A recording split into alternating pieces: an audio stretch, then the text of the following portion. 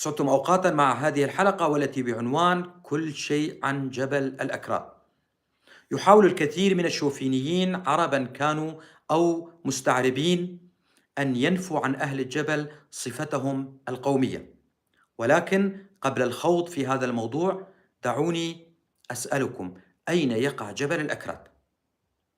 بالتأكيد هناك الكثير لا يعرف بأن جبل الأكراد يقع ضمن 3 محافظات سورية، ويشكل جزءا كبيرا ومهما منها، وهي محافظات اللاذقية وحما إدلب. أذكر هنا بعض المصادر التي تتحدث عن الوجود التاريخي للكرد في سوريا عامة وفي جبل الأكراد خاصة. يقول المستشرق الفرنسي رينيه دوساود، والمتخصص بتاريخ سوريا والمتوفي سنة 1958 في كتابه، اعذروني إن قرأت اسم الكتاب بشكل خاطئ لأنه مكتوب باللغة الفرنسية وأنا لا أجيد اللغة الفرنسية، تيبوغرافي هيستوري كوي ديلي سوريين انتيكيو إت ميدي فالي. هكذا قرأت الاسم، إن كان صحيحا أو خاطئا اسم الكتاب لا أعلم، كما قلت أنا لا أعرف اللغة الفرنسية. هذا الكتاب صادر في العام 1927 للميلاد في العاصمة الفرنسية باريس. يقول ما يلي: يعود تاريخ الوجود الكردي في سوريا قبل التواجد العربي بمرحلة زمنية سحيقة، ويعود لمئات السنين قبل الميلاد، حيث كان سهل العمق ومنطقة حارم مأهولة بالأكراد وتحت سيطرة الكرد قبل غزو الإسكندر المقدوني للمنطقة. الآن دعونا نعرف ما كتبه وترجمه من الأرشيف العثماني المؤرخ والبروفيسور الألماني ستيفان وينتر.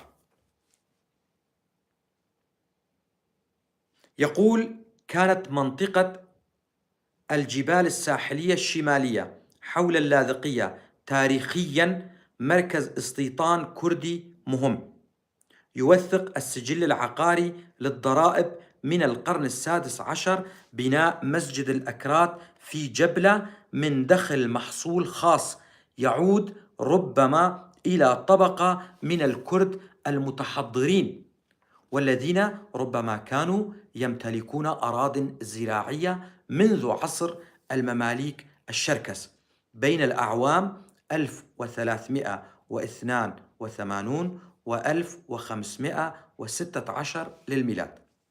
كان يطلق حتى القرن العشرين اسم جبل الأكراد على المناطق المرتفعة خلف جبلة واللاذقية، ولا تزال المناطق المحلية تحتفظ إلى أيامنا هذه بأسمائها الكردية كدوير الأكراد، مزار الأكراد، بيت الأكراد إلى آخره.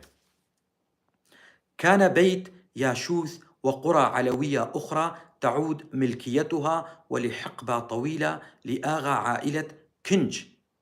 كان حصن صهيون في سنجق جبلة حسب المصادر العثمانية، والذي كان يعود إلى الفرسان الصليبيين مسكونا من قبل قبيلة ساجلو أو ساتشلو الكردية في القرن الثامن عشر الميلادي، إضافة إلى عائلة حسن آغا رستم الكردية، والذي امتد نفوذ هذه العائلة في كامل جبل الأكراد حتى بانياس، وبقيت هذه العائلة مسيطرة لعدة أجيال في تلك المناطق حتى القرن التاسع عشر الميلادي.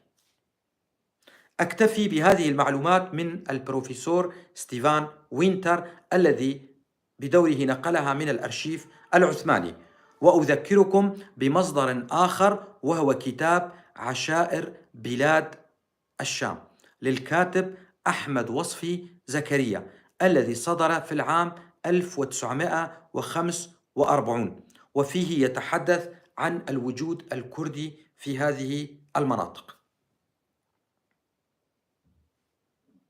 دعونا من المصادر، ودعوني أسألكم: هل لدى الكرد دولة ونظام شوفيني كالأنظمة السورية والتركية والعراقية والفارسية حتى يقوم أي الكرد بتكريد ما ليس لهم مثل ما فعلت الأنظمة الأربع المذكورة؟ بالتأكيد لا. لهذا تم تسمية هذا الجبل بجبل الأكراد نسبة إلى ساكنيه الكرد، وليس لسبب آخر ولا مجاملة من أحد. وموضوع التسمية لا يقتصر على الجبل فقط، بل على الكثير من قراه وعائلاته والتي لديها أسام كردية. وكمثال على ذلك قرية مزين، هكذا تلفظ، قرية مزين، ومزن بالكردية تعني الكبير.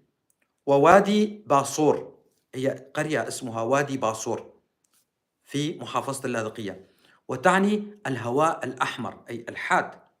وقرية سيترب وتعني بالكردية القبور الثلاثة. وقرية كباني وتعني ربة المنزل. حتى الآن في الكردية نحن نقول عن ربة المنزل كباني. وشير قبوع وتعني الأسد قبوع. وآرا أيضا اسم كردي، آر يعني النار. وتردين تعني الشخص شبه المجنون. وعرافيت أيضا اسم قرية، وفيد تقال للشخص الضخم. هذه بعض القرى التي لا تزال تحتفظ بأسمائها الكردية ولم تطالها أيادي التعريب. هنا أذكر لكم أيضا أسماء بعض العائلات في الجبل: جناورو، أوسي، زمو، وليو، برو، بقداش، دودو، حجيكو، الدو، رشو. يا ترى أي كردي يسمع هذه الأسماء سيقول بأنها أسام كردية. لا يحتاج الأمر إلى تفكير، أبدا لا يحتاج إلى تفكير. بذلك يتضح بأن تسمية جبل الأكراد جاءت من ساكنيه الكرد، والذين غالبيتهم من أحفاد صلاح الدين الأيوبي الذي قام بتوطين جنوده وعائلاتهم في الجبل تمهيدا لمعركة بيت المقدس. وقلت غالبيتهم كون الوجود الكردي في جبل الأكراد يسبق مجيء القائد صلاح الدين الأيوبي، كما ذكرت لكم في بداية الفيديو نقلا عن المستشرق الفرنسي رينيه دوساوت، حيث قال بأن الوجود الكردي يسبق الوجود العربي بأزمنة سحيقة ويعود إلى ما قبل الميلاد. فالكرد كانوا يسيطرون على وموجودون بالغالبية في حارم وجبل سمعان. قلت ذلك في بداية الفيديو. يقول سبحانه وتعالى في سورة الحجرات: يا أيها الناس إنا خلقناكم من ذكر وأنثى وجعلناكم شعوبا وقبائل لتعارفوا أن أكرمكم عند الله أتقاكم إن الله عليم خبير. صدق الله العظيم.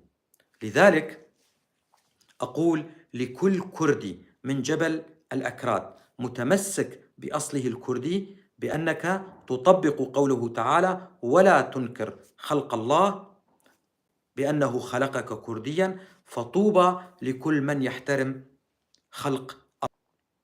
على كل حال يطول الحديث كي لا أخرج عن موضوعي. أشكركم جزيل الشكر على الاستماع، على أمل اللقاء بكم في حلقات قادمة. زور سباس هم بمين تخشيد.